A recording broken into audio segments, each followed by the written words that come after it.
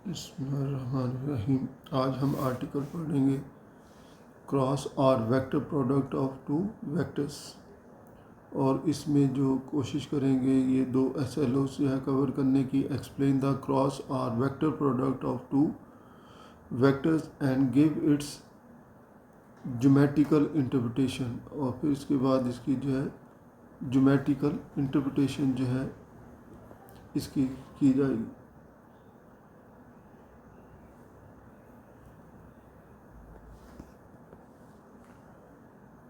और दूसरा SLO जो कवर किया जाएगा, apply a cross product to find the angle between two vectors. ये दो वेक्टर्स के दरमियान एंगल फाइंड करने के लिए भी इसको जो है यूज़ किया जाएगा, इस क्रॉस प्रोडक्ट को। तो सबसे पहले हम जो है क्रॉस प्रोडक्ट को डिफाइन करते हैं। क्रॉस और vector product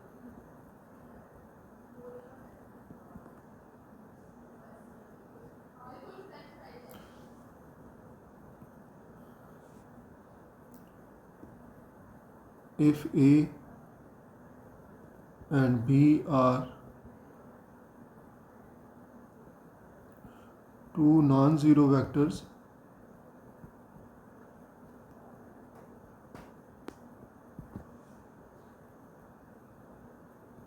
then their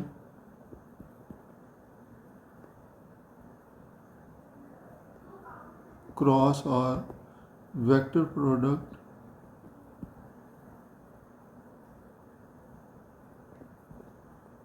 is defined as। तो इसका प्रोडक्ट होगा A cross B, this is equal to A magnitude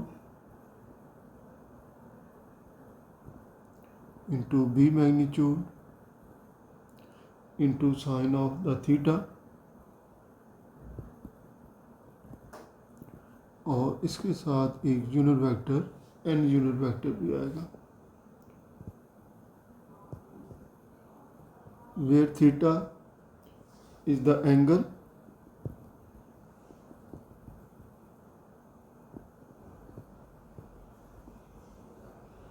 between the vectors and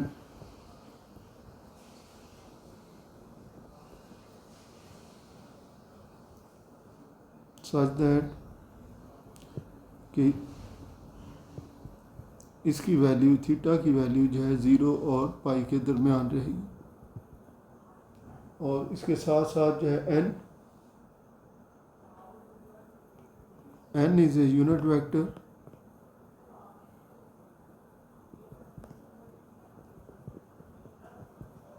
unit vector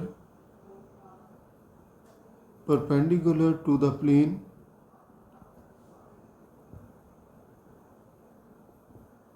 containing vector A and B, and its direction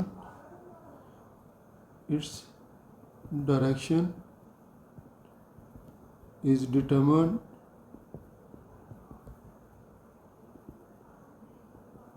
by right hand rule।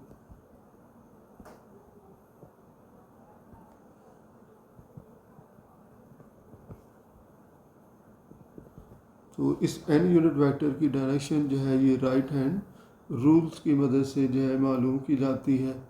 अगर A cross B हो तो A की तरफ से जो है A से B की तरफ जो है अगर राइट हैंड को कर्ल करें, इसकी फिंगर्स को जो है, तो थंब की जो डायरेक्शन है ये इसकी डायरेक्शन होगी which is perpendicular to the plane containing A and B। उस प्लेन के परपेंडिकुलर होगा जिस प्लेन में जो है ये दोनों वेक्टर लाई करते हो A एंड B जो।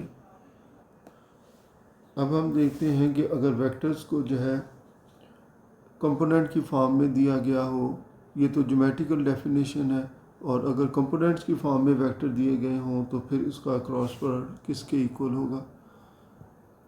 पहला है कि if vector A equals to A1i plus A2j plus A3 K and vector B equals to B1I plus B2J plus B3 के,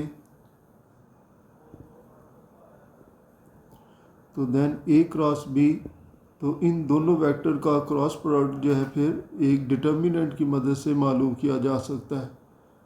डिटर्मिनेंट में जो है पहली रो में I J K होंगे और दूसरी रो में पहले वेक्टर के कंपोनेंट्स होंगे A1 A2 A3 और तीसरी रो में दूसरे वेक्टर के कंपोनेंट B1 B2 B3 आएंगे।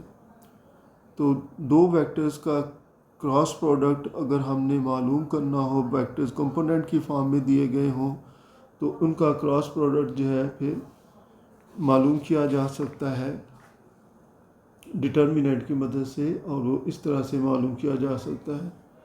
अब इसी से जो है हम कुछ रिजल्ट जो है इसके लिख सकते हैं कि I क्रॉस I ये ज़ीरो के इक्वल होता है, J क्रॉस J ये भी ज़ीरो के इक्वल, और K क्रॉस K इसकी वैल्यू भी ज़ीरो के इक्वल होगी। क्योंकि सेम वेक्टर है, सेम वेक्टर के दरमियान एंगल ज़ीरो होगा और साइन ज़ीरो की वैल्यू ज़ीरो के इक्वल होती है, तो इसलिए जो है ये ज़ीरो के इक्वल होगा। ऐसे ही जो है इसके बाद जो है I क्रॉस J और ये इक्वल होगा K के, और J क्रॉस K ये इक्वल होगा I के, और K क्रॉस I ये इक्वल होगा J के। तो इनकी जो है डायरेक्शन के लिए ये एक सर्कल की फॉर्म में जो है देख देते हैं कि अगर यहाँ पर I हो और ये J हो और ये K हो, तो same direction I cross J जो है K के equal, J cross K I के equal, K cross I J के इक्वल होगा। और अगर तरतीब चेंज कर देंगे तो इसके साथ माइनस का साइन आएगा। तो ये इसके जो डायरेक्शन के हवाले से इस तरह से भी लिखा जा सकता है कि ये एंटी क्लॉकवाइज डायरेक्शन में है, तो इसको पॉजिटिव लेंगे, जैसे I cross J equals to K positive होगा, J क्रॉस K I के इक्वल होगा, K क्रॉस I ये J के इक्वल होगा अगर ये एंटी क्लॉकवाइज डायरेक्शन में हो। ये एंटी क्लॉक वाइज डायरेक्शन में और ये क्लॉकवाइज डायरेक्शन में।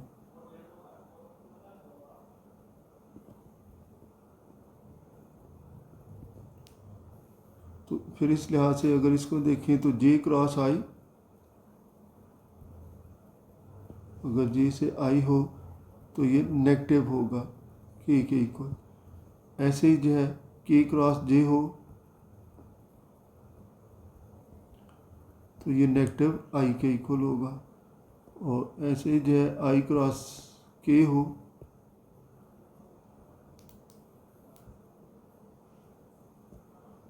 तो ये नेगेटिव J के इक्वल होगा। तो इसमें जो आप और तरतीब रख सकते हैं, एंटी क्लॉकवाइज डायरेक्शन में इसको पॉजिटिव कह देंगे और क्लॉकवाइज डायरेक्शन में इसको नेगेटिव कहा जाएगा। अब कुछ प्रॉपर्टीज़ हैं इसकी कि A क्रॉस B ये माइनस B क्रॉस A के इक्वल हो,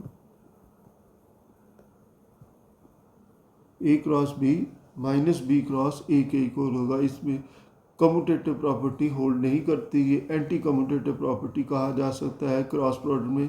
cross product is anti commutative जो है, जबकि डॉट प्रोडक्ट जो है इसके मुकाबले में कम्यूटेटिव था। ऐसे ही जो है अगर A क्रॉस B ज़ीरो के इक्वल हो, अगर दो वेक्टर्स का क्रॉस प्रोडक्ट ज़ीरो हो तो फिर इससे जो है ये कहा जा सकता है कि either vector A equals to zero vector और vector B equals to zero vector कि या ए ज़ीरो के इक्वल होगा या बी ज़ीरो के इक्वल होगा। और इसी तरह से जो है ए के साथ क्रॉस प्रोडक्ट ये बी ज़ीरो के इक्वल होगा। इसमें जो है आप देख सकते इनको जो है क्रॉस प्रोडक्ट के हवाले से जो है आप देख सकते हैं कि क्रॉस प्रोडक्ट में जो है डॉट प्रोडक्ट की जो है कंपैरिजन के लिहाज से जो है इस प्रॉपर्टीज़ की क्या वैल्यूज़ बनती है। अब इसी तरह से जो है क्रॉस प्रोडक्ट भी डिस्ट्रीब्यूटिव होता है। जिस तरह से डॉट प्रोडक्ट डिस्ट्रीब्यूट हो जाता है ओवर द सम, तो ऐसे ही जो है क्रॉस प्रोडक्ट भी ओवर द सम डिस्ट्रीब्यूट हो जाता है, यानी कि ये A cross B plus A cross सी हो गया।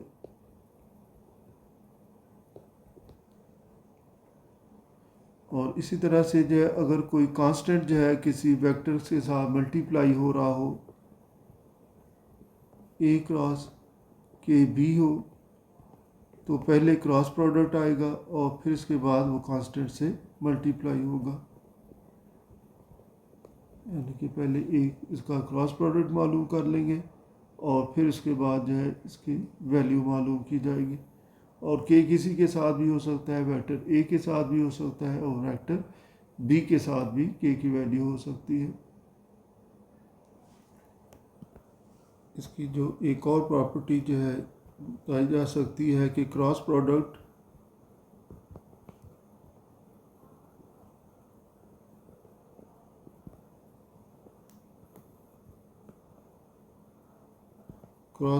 is defined for vectors in space only।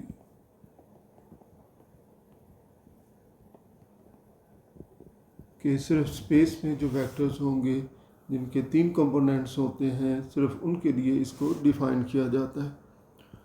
और ज्योमेट्रिकली जो है इससे क्या चीज़ हासिल होती है, ज्योमेट्रिकली इससे जो है एरिया ऑफ द ट्राइंगल हासिल होता है या एरिया ऑफ द पैरेललोग्राम जो है इससे हासिल होता है।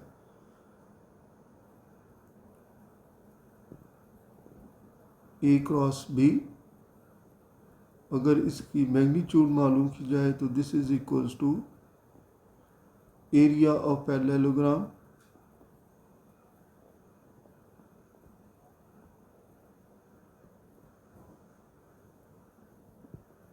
with A and B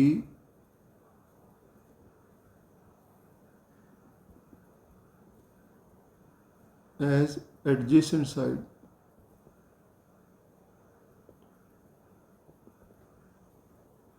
अगर ये पैरेललोग्राम की एडजेसेंट साइड्स हो तो फिर उसका एरिया जो है ए क्रॉस बी से मालूम किया जा सकता है।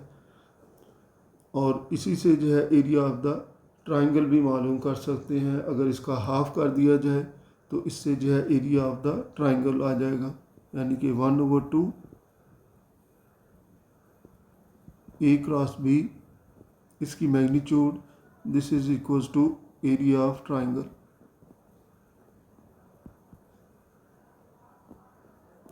और इस ट्राइंगल में जो है ए और बी कोई सी 2 साइड्स हो सकती हैं, तो उनका क्रॉस प्रोडक्ट अगर मालूम करेंगे तो इससे जो है इसकी वैल्यू मालूम की जा सकती।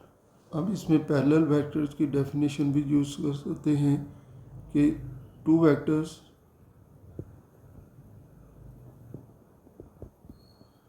A and B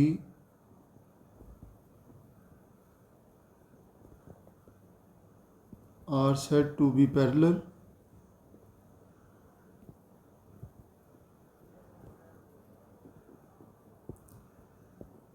if A cross B equals to 0।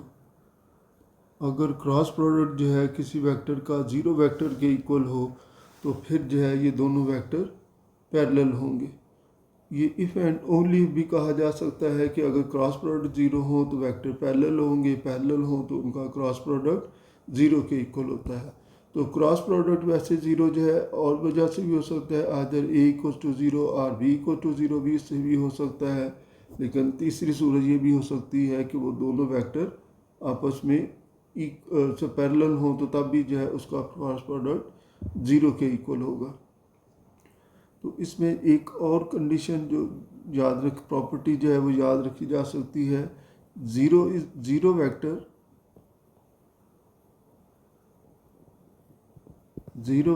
Is a vector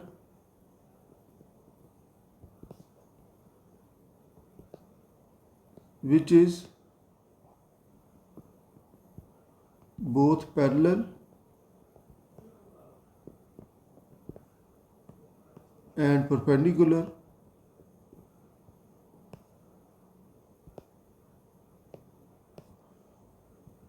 to every vector। यानी कि ज़ीरो वेक्टर एक ऐसा वेक्टर होता है जो हर वेक्टर के पैरेलल भी हो सकता है और हर वेक्टर पर परपेंडिकुलर भी होगा। और इसमें ट्रस्ट ये है कि हम इनके दो वेक्टर्स के दरमियान एंगल भी मालूम कर सकते हैं, एंगल बिटवीन टू वेक्टर्स। ये क्रॉस डॉट प्रोडक्ट से भी मालूम किया जा सकता है और क्रॉस प्रोडक्ट से भी मालूम किया जा सकता है। Since A cross B this is equals to A magnitude into B magnitude sine of theta into n unit vector. तो अब एंगल मालूम करने के लिए इसका मॉड लेना होगा, क्योंकि एंगल जो है ये एक स्केलर क्वांटिटी होती है। तो A क्रॉस B का मॉड, तो ये A mod B mod into sine theta के इक्वल होता है, चूँकि यूनिट वेक्टर का मॉड 1 के इक्वल आएगा तो इसकी वैल्यू 1 जो है इसमें रिप्लेस करेंगे। तो therefore sine theta this is equals to A cross B, इसकी मैग्नीट्यूड, ये बहुत ज़रूरी है इसकी मैग्नीट्यूड क्रॉस प्रोडक्ट की लिखना, क्योंकि अगर क्रॉस प्रोडक्ट की मैग्नीट्यूड नहीं लिखी जाएगी तो ये वेक्टर होगा। और साइन थीटा एक स्केलर क्वांटिटी होती है, तो साइन थीटा जो है एक वेक्टर के इक्वल नहीं हो सकता, स्केलर के ही इक्वल हो सकता है। इसको स्केलर बनाने के लिए वेक्टर को इसकी मैग्नीट्यूड यहाँ पर यूज़ की जाती है। और अगर इससे जो है थीटा मालूम करेंगे तो theta will be equals to sine inverse of A cross B magnitude divided by A magnitude into B magnitude जो है।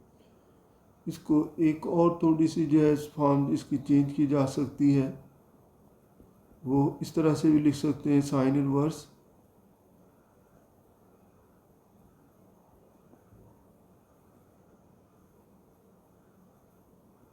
अगर इस वेक्टर को उसकी मैग्नीट्यूड से डिवाइड कर दिया जाए,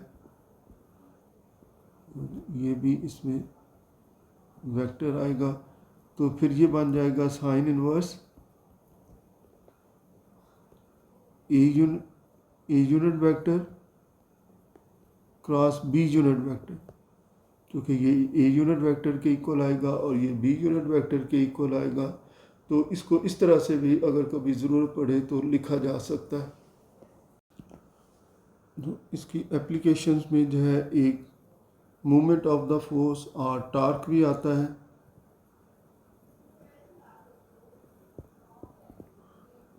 मूवमेंट ऑफ द फोर्स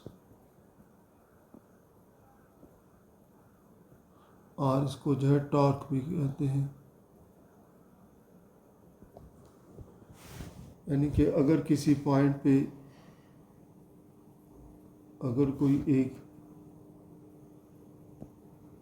ये पॉइंट O हो और इसके पॉइंट P पे फोर्स अप्लाई हो रही हो, ये फोर्स इस पे अप्लाई हो रही हो जो कि इसके साथ एंगल बनाती हो,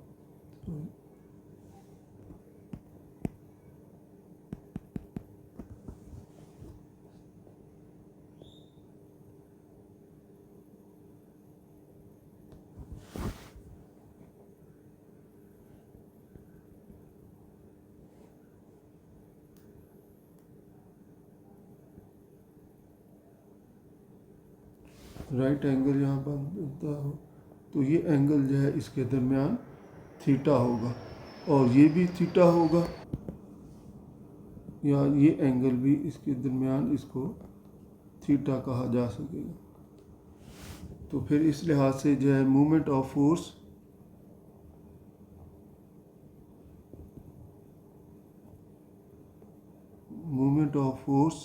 F about the point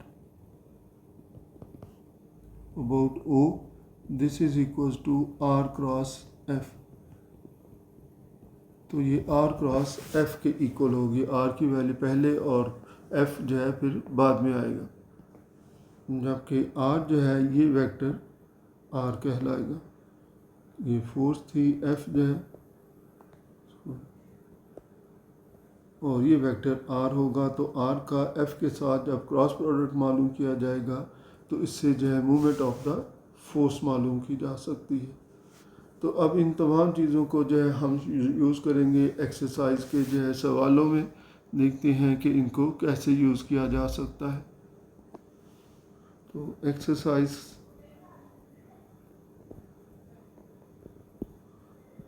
3.3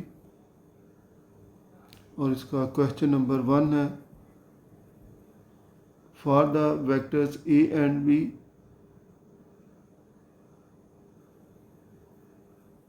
यानी कि find A cross B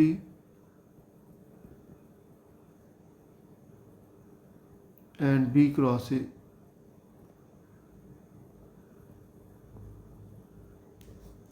and prove that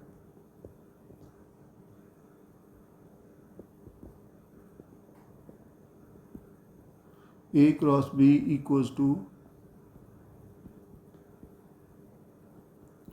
minus B cross A। अगर इसकी ऑर्डर चेंज कर दिया जाए तो इसका साइन चेंज हो जाता है। तो वेक्टर जो पहले पार्ट में गिवन है, वेक्टर A गिवन है equals to 2i plus j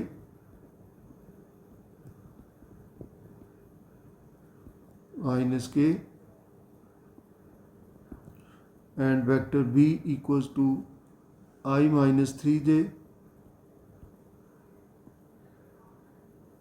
plus 7k।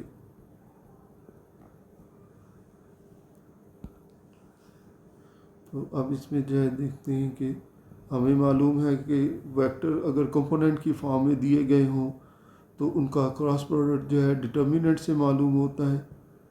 तो डिटर्मिनेंट में जो है पहली रो में लिखेंगे आई जे के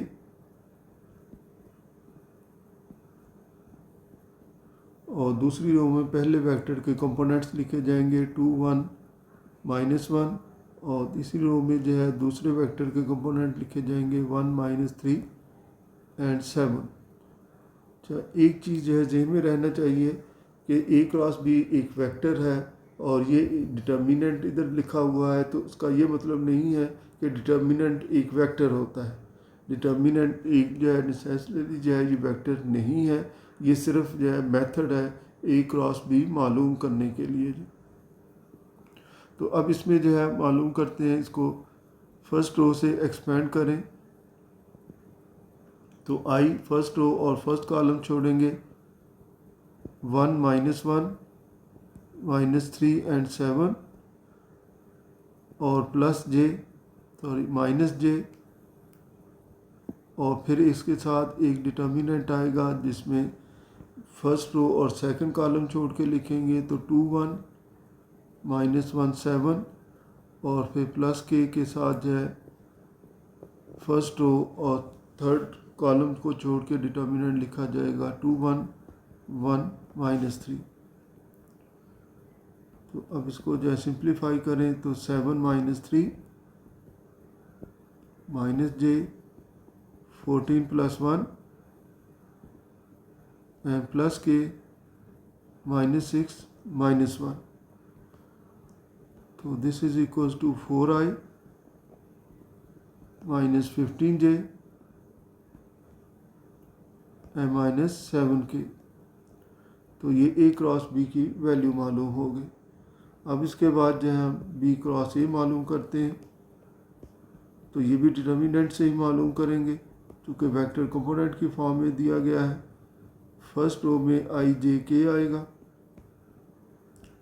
अब सेकंड रो में बी के कंपोनेंट्स आएंगे 1, -3 एंड 7, और तरतीब में अब ए आखिर में है तो आखिरी रो में आएगा 2, 1, -1। अब इसको भी एक्सपेंड कर दें फर्स्ट रो से, तो फर्स्ट रो और फर्स्ट कॉलम छोड़ के बाकी लिखेंगे तो -3, 7, 1, -1 और फिर -j इंटू ए डिटर्मिनेंट।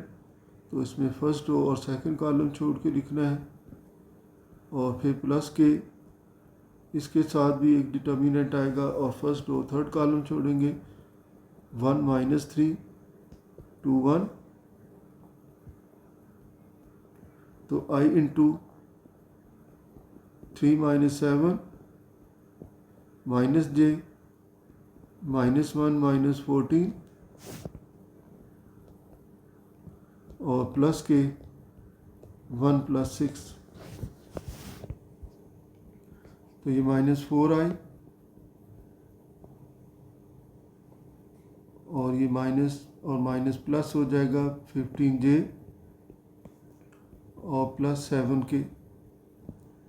अब इसमें से अगर माइनस का साइन कॉमन लिखें तो 4i -15j -7 के, and this is equals to -a cross b। तो यहाँ से ये भी प्रूव हो गया कि a क्रॉस b के इसकी वैल्यू बनती है। तो माइनस इधर हो या उस तरफ हो इससे फ़र्क नहीं पड़ता जो है, लेकिन ये है कि तरतीब चेंज करने से साइन चेंज हो जाता है क्रॉस प्रोडक्ट के वेक्टर्स की वैल्यूज़ का।